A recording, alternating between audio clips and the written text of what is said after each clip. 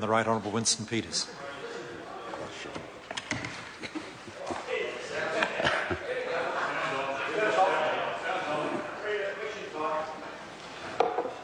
This question is to the Minister of Finance and asks, what did he mean when he said that there is, and I quote him, a level of discomfort about the high level of the New Zealand dollar, end of quotes, in answer to question 2 yesterday? The Honourable Bill English. Mr. Speaker, I meant what I said.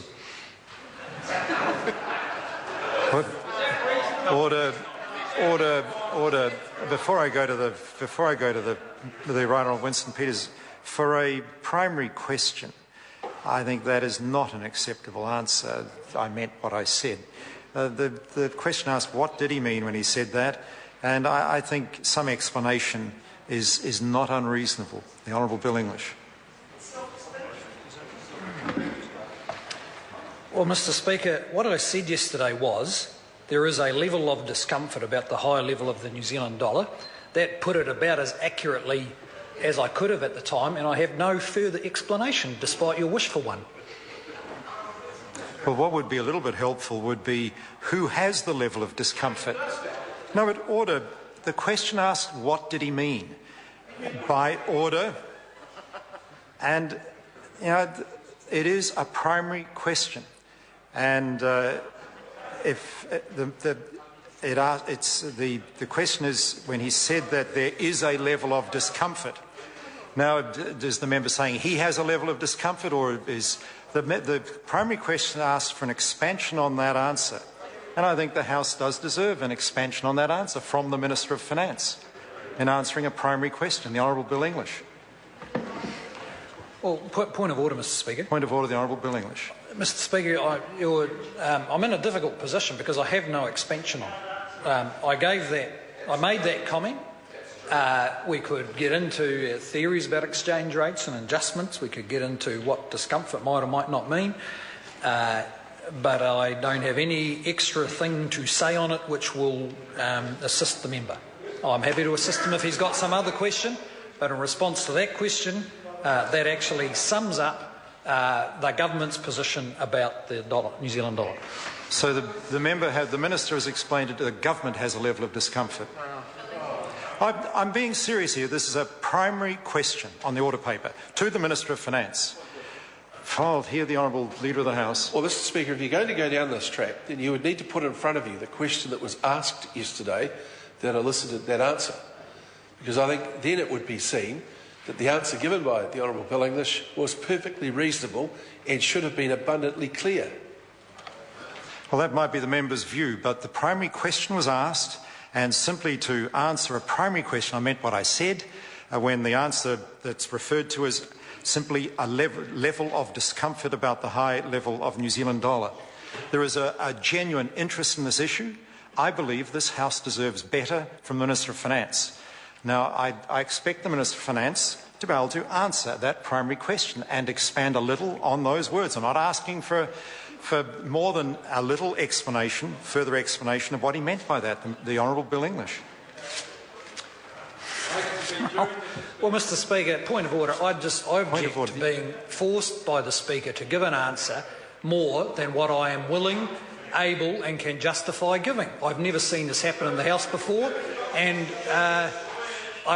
the member asked a question which I thought was not that sensible a question, because I said something and I meant it. No, order. The member cannot do that. I accept if the Minister is invoking the public interest, he does not believe it's in the public interest to expand further on that answer. I fully accept that. I fully accept that. But the question was accepted as being an order. And therefore, being a primary question, there's several hours to prepare an answer to it on an issue of significant public interest. And I believe the House does deserve an answer. Now, if it's not in the public interest to expand on that answer, I'm absolutely prepared to accept that. If that is the Minister's position, I fully accept that. The Right Honourable Winston Peters, supplementary question. Point of order, Dr. Russell-Norman. Sorry, Mr. Speaker, but I don't believe that the Minister made any claims that it was not in the public interest not to answer the question. I accept you may be trying to interpolate that, but I think actually we need to hear from the Minister. If he's arguing it's not in the public interest to answer, I believe he needs to say that. Well, I interpreted what he said as alleging it wasn't in the public interest to expand further on that answer. And point of order, the Right Honourable Winston Peters. Mr. Speaker, I've been unusually restrained on this matter, as you will be well aware. But does this mean that henceforth any minister can get up and take the Minister of Finance's view that all he has to do is use the word discomfort and refuse to explain what it means to anybody in this House or outside of it? No, this is not really a point of order. This is now getting into the Minister's answer. The member has seen me attempt to elicit an answer to a primary question. I've interpreted what the Minister has said as it's not in his view in the public interest to expand further on that particular answer. Now, the member can dig into that further with the supplementary questions he has. The Right Honourable Winston Peters. Point of order, Dr. Russell Norman. Mr. Speaker, I don't believe that is actually what's happening here. The Minister is simply refusing to answer the question under your direction. He is not claiming a public interest offence. Order. The member is not particularly helping the order of the House. He's seen me push a minister harder than he's seen any other speaker ever push a minister. And if he wants the Speaker to continue to actually try to elicit answers from ministers, then it's not very helpful to take this line. The Right Honourable Winston Peters, supplementary question. Can I ask the Minister, does his answer to my primary question mean that he and his ministry, after 3.5 hours, cannot tell us whether or not the level of discomfort includes his concern that the dollar might be overvalued? The Honourable Bill English. Mr. Speaker, no, it doesn't mean that. What the answer to the question means is that we would, as the government has said quite often, we'd prefer the level of the dollar to be lower. That would make it easier to rebalance the economy. However, we don't. On the other hand, it could. On the other hand, it would, if it was lower, reduce the standard of living of New Zealand households. Either way, we can't influence the level of the dollar directly, and we're getting on with helping our exporters be more competitive because, unlike the opposition, we don't think you can choose the level of the exchange rate. The Right Honourable Winston. Point of order for Chris Hipkins. Mr. Speaker, I accept that you provided quite a lot of assistance on trying to get the answer to the primary question and the Minister didn't answer. But the answer that he's just given effectively could have been the answer to the first question. Order. Order. No, I'm not going to. This is unhelpful to the progress of the House. Point of order, the Honourable Trevor Mallard. I think my colleague, in the way that he shouldn't have, has interjected that you didn't hear the point of order, Mr. Speaker, and I think it would have been appropriate to hear it. Mr. Speaker, you interpreted that the Minister had said it was not in the public interest. Our view is that your interpretation was wrong, Mr. Speaker. That has just been confirmed by the Minister answering in a way that he should have originally. Well, I'll hear the Honourable Bill English. Indeed. Well, Mr. Speaker, I'm just trying to assist the progress of the House. There's not much point in us having a long debate about the answer to the first question. I gave you a point of view about that. The member asked another question, and I could have easily just got up and said no and sat back down, but I don't think that would have assisted the progress of the House. So I don't think there's a lot of point in us going back litigating that. I'm happy to answer the question the member asked. And indeed, the question was a slightly different question. The Right Honourable Winston Peters.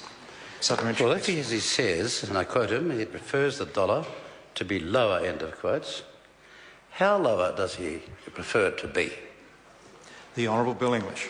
Well, Mr. Speaker, I don't have in mind, and I don't think anyone has in mind, a particular level.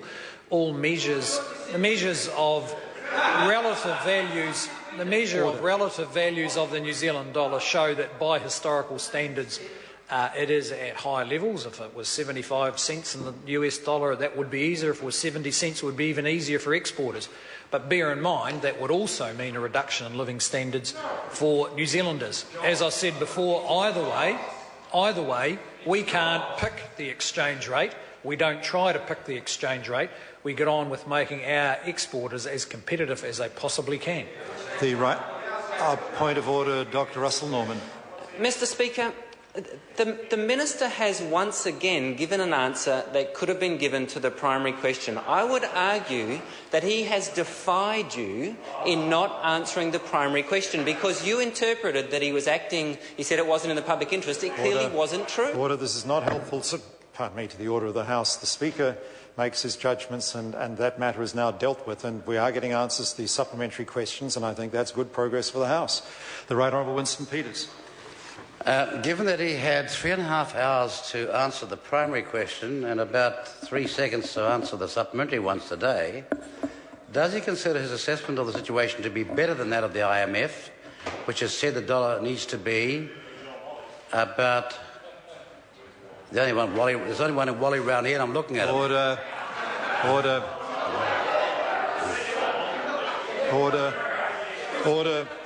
Members should know the mood the House is in today. It's unhelpful to make any kind of interjections like that. The Right Honourable Winston Peters, pleased to ask a supplementary question. Given that he had 3.5 hours to prepare the primary question's answer and 3 seconds to answer the supplementary ones, does he consider his assessment of the situation to be better than that of the IMF, which has said the dollar needs to be about 15% weaker than its current level, or the Prime Minister's statement on 17 April that, and I quote him, "We've been overvalued for a few days," end of quotes, when the New Zealand dollar was trading at 82 cents US, the same level it is at now? The Honourable Bill English.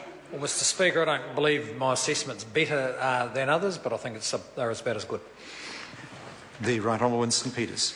When he told Radio Live on Monday that the Reserve Bank, quotes, would be looking to intervene, end of quotes, did he mean to say he supports the dollar reflecting New Zealand's economic fundamentals, or what did he mean? The Honourable... could I ask the Right Honourable Member please repeat his question? It just wasn't heard clearly. If the member could repeat his supplementary question. The Right Honourable Winston Perhaps he Peters. turn it on again so I can finish it off. Order. When he told Radio Live on Monday that the Reserve Bank, and I quote him, would be looking to intervene, end of quotes, did he mean to say he, as the Finance Minister, supports a dollar reflecting New Zealand's economic fundamentals? Or if not, what did he mean? The Honourable Bill English. Mr Speaker, I was asked a question about the speculation by some trader that the Kiwi could go to 90 cents. And I pointed out that if it looked like that was happening, based on historical experience, the Reserve Bank might look to intervene, but then that's ultimately a matter for them. With respect to the fundamentals of the New Zealand economy, we are fundamentally a bit more sound at the moment than a lot of other developed economies. That's one reason the dollar's a bit higher. And if we continue to perform in the way we are, with growth of 2 to 3%, that'll put us in a pretty special group of developed economies, and that level of performance is likely to keep the dollar somewhere around where it is. What we need to do is make our exporters as competitive as possible so that regardless of the level of the dollar, they can be profitable. And by the way, the way to get poorer is actually to devalue by 20%, as the Labor Party has advocated. Order, this idea that you're order. The Minister cannot allege policies to another party. Question number 12, Andrew Little. Thank you, Mr Speaker.